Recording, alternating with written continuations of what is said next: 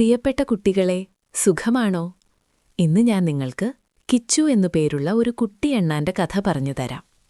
പണ്ട് പണ്ട് ഒരു വലിയ കാടിന്റെ നടുവിൽ മനോഹരമായ ഒരു മാവുണ്ടായിരുന്നു. ആ മാവിന്റെ മുകളിൽ കിച്ചു എന്ന അണ്ണാൻ താമസിച്ചിരുന്നു. കിച്ചുവിന് ചെറിയ കൈകളും തിളങ്ങുന്ന കണ്ണുകളും നീളമുള്ള വാലുമുണ്ടായിരുന്നു. ഒരു ദിവസം രാവിലെ എഴുന്നേറ്റപ്പോൾ കിച്ചുവിന് നല്ല വിശപ്പ് തോന്നി. അവൻ കാട്ടിലെങ്ങും ഭക്ഷണം തേടി നടന്നു. പക്ഷേ എവിടെയും നല്ല പഴങ്ങൾ കണ്ടില്ല. അപ്പോഴാണ് അവന്റെ കൂട്ടുകാരനായ അപ്പുമുയൽ അങ്ങോട്ട് വന്നത്. അപ്പു പറഞ്ഞു, കിച്ചു, ആ കുന്നിനപ്പുറത്തൊരു സ്വർണ്ണ മാമ്പഴം വീണുകിടക്കുന്നത് ഞാൻ കണ്ടു. കിച്ചുവിനത് കേട്ടപ്പോൾ വലിയ ആവേശമായി.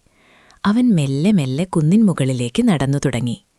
പോകുന്ന വഴിയിൽ കാട്ടിലെ ചെറിയ പൂക്കൾ കിച്ചുവിനോട് വിശേഷങ്ങൾ ചോദിച്ചു. ചിത്രശലഭങ്ങൾ കിച്ചുവിനൊപ്പം കുറച്ചു ദൂരം പറന്നു.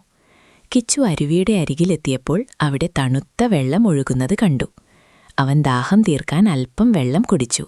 നടത്തം തുടർന്നു. ഒടുവിൽ അവൻ കുന്നിൻ മുകളിലെത്തി. അവിടെ ശരിക്കും ഒരു വലിയ സ്വർണ്ണ മാമ്പഴം കിടക്കുന്നു. അതിന്റെ മണം കാട്ടിലാകെ പടർന്നിരുന്നു. കിച്ചുവിനത് തിന്നാൻ കൊതിയായി. പക്ഷെ ആ മാമ്പഴം വളരെ വലുതായിരുന്നു. കിച്ചു അതൊറ്റയ്ക്ക് വീട്ടിലേക്ക് കൊണ്ടുപോകാൻ നോക്കി. അവൻ തള്ളി നോക്കി, വലിച്ചു നോക്കി. പക്ഷെ മാമ്പഴം അനങ്ങിയില്ല. കിച്ചു അവിടെ ഇരുന്ന് കരയാൻ തുടങ്ങി. അപ്പോൾ അപ്പുമുയലും പാറുകാക്കയും ചിന്നുകിളിയും അവിടെ എത്തി. അവർ ചോദിച്ചു, കിച്ചു, എന്തിനാണ് കരയുന്നത്? ഞങ്ങൾ നിന്നെ സഹായിക്കാം. അവരെല്ലാവരും ചേർന്ന് ആ മാമ്പഴം ഉരുട്ടാൻ തുടങ്ങി. അപ്പുമുയൽ പിന്നിൽ നിന്ന് തള്ളി. പാറുകാക്കയും ചിന്നുകിളിയും മുകളിൽ നിന്ന് വഴി കാണിച്ചു കൊടുത്തു. കിച്ചു മുന്നിൽ നിന്ന് മാമ്പഴത്തെ നേരെ നയിച്ചു. അങ്ങനെ അവരെല്ലാവരും കൂടി ആ വലിയ മാമ്പഴം കിച്ചുവിന്റെ വീട്ടിലെത്തിച്ചു. കിച്ചുവിന് വലിയ സന്തോഷമായി. അവൻ പറഞ്ഞു, കൂട്ടുകാരെ, നമുക്കെല്ലാവർക്കും കൂടി ഇത് കഴിക്കാം. അവരെല്ലാവരും ചേർന്ന് ആ മധുരമുള്ള മാമ്പഴം പങ്കിട്ട് കഴിച്ചു. കിച്ചുവിന് അന്നൊരു വലിയ പാഠം പഠിച്ചു. സന്തോഷമെന്നത് ഒറ്റയ്ക്ക് അനുഭവിക്കുന്നതല്ല, മറിച്ച് മറ്റുള്ളവർക്ക് കൂടി നൽകുന്നതാണ്.